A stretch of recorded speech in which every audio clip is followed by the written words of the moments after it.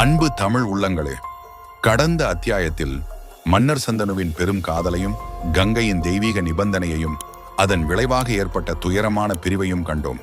தன் 7 குழந்தைகளையும் இழந்த துயரமும் தன் உயிரென நேசித்த கங்கையை பிரிந்த வலியும் மன்னன் சந்தனுவை வாட்டி வதைத்தன.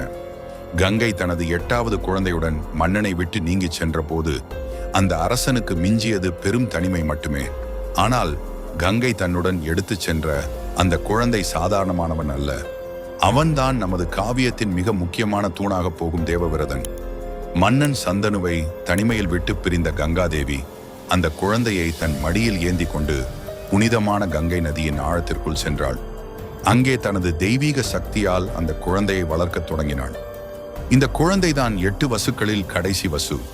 நீண்ட காலம் பூ உலகில் வாழ விதிக்கப்பட்டவன். கங்கை அந்த குழந்தைக்கு தேவவிரதன் என்று பெயரிட்டாள்.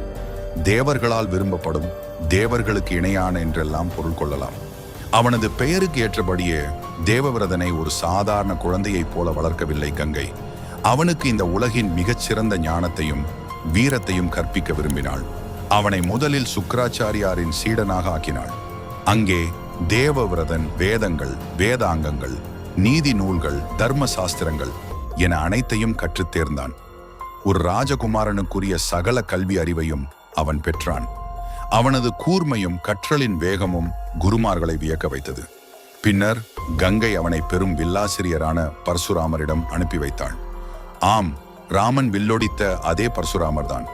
கங்கை தேவி அவரிடம் தனது மகன் தேவவிரதனுக்கு வில்வித்தையையும் சகல போர்க்கலைகளையும் கற்றுத்தருமாறு வேண்டினாள்.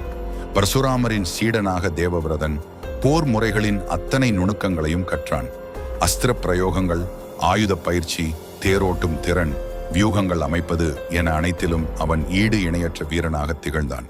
அது மட்டுமல்ல, கங்கை நதியே அவனுக்கு நீர்வித்தைகள், நீருக்கடியில் வாழும் உயிர்களை பற்றிய ஞானம் மற்றும் நீர் சார்ந்த போர்க்கலைகள் என பலவற்றையும் நேரடியாக கற்பித்தாள்.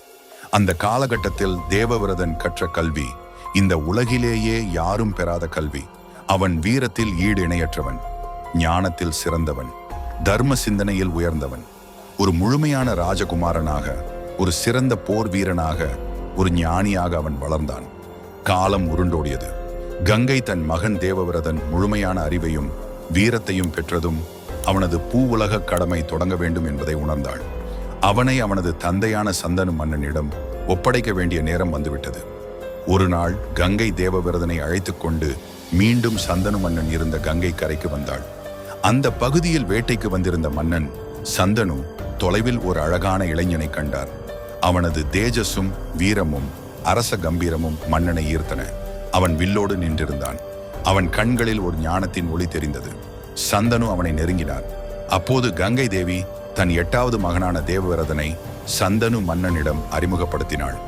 மன்னா, இவன்தான் உங்களது 8வது மகன் தேவவிரதன். இவன் அனைத்து கலைகளையும் கற்றுத் தேர்ந்தான். ஞானத்தில் சிறந்தவன், வீரத்தில் ஈடு இணையற்றவன். இவனை நான் இப்போது உங்களிடம் ஒப்படைக்கிறேன் என்று கூறி தேவவிரதனை மன்னன் சந்தனுவிடம் விட்டுவிட்டு மீண்டும் கங்கை நதிக்குள் மறைந்து போனாள். மன்னன் சந்தனுவின் மனம் பெரும் மகிழ்ச்சியில் ஆழ்ந்தது.